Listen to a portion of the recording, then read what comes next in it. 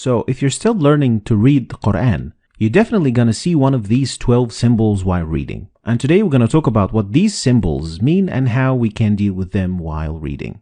We're going to start with the first one. And it's a symbol that looks like meme. And it means you must stop while reading. Otherwise, the meaning of the ayah or the verse will change. So in this example, you should stop at the symbol by reading إنما يستجيب الذين يسمعون والموتى يبعثهم الله ثم إليه يرجعون. So we have to stop at the symbol of meme. Next is the symbol of la, and it is the exact opposite, which means you can't stop. Like in this example. ما أنفقوا منا ولا أذى لهم أجرهم عند ربهم. So you can't stop here, and especially you can't start reading from after the sign. The three-dotted symbol means you can't stop at either of them, but you have to stop at one and not the other. So in the second ayah of Surah Al-Baqarah, you are allowed to stop at the first one by reading ذَلِكَ الْكِتَابُ لَا رَيْبَ فِيهِ هُدًى لِلْمُتَّقِينَ, or by stopping at the second one by reading ذَلِكَ الْكِتَابُ لَا رَيْبَ فِيهِ هُدًى لِلْمُتَّقِينَ.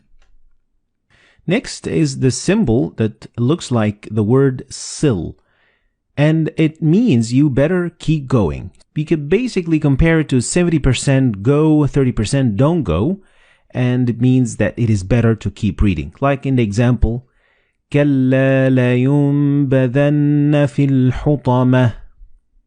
Next is the symbol of qil, which is the exact opposite of sil, and it means it is better to stop. So 70-30% to stop or to go.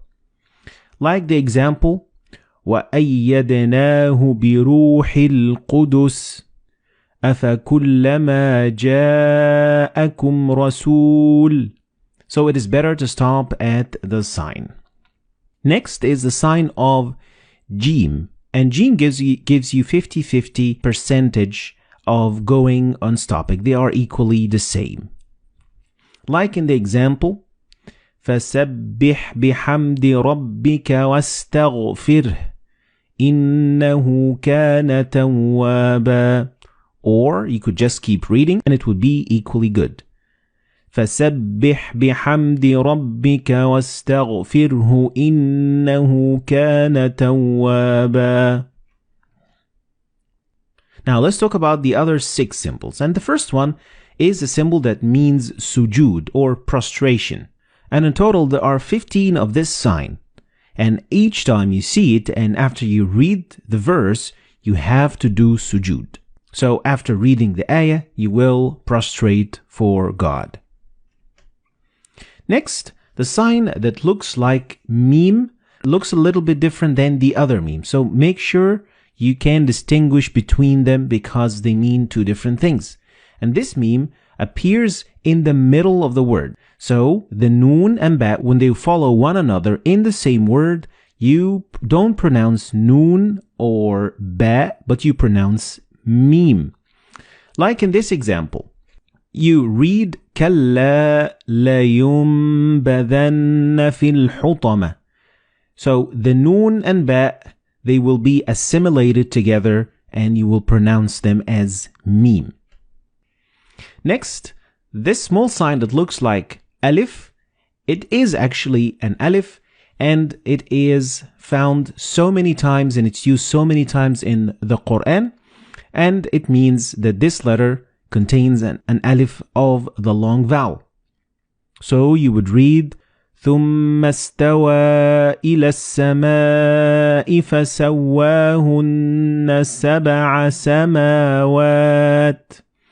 So these symbols all mean that there is an alif right there.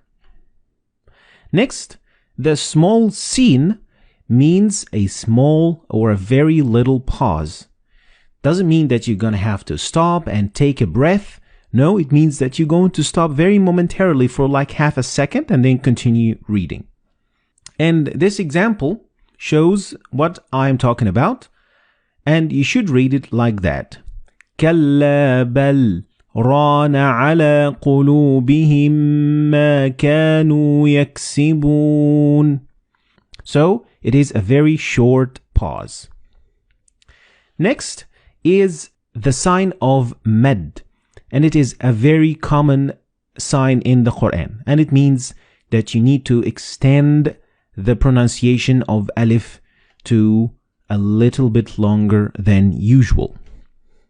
The last sign that we're going to talk about today is the sign of the end of the quarter of the chapter, or juz. The juz is divided into 8 quarters, and at the end of each quarter, you are going to see this sign.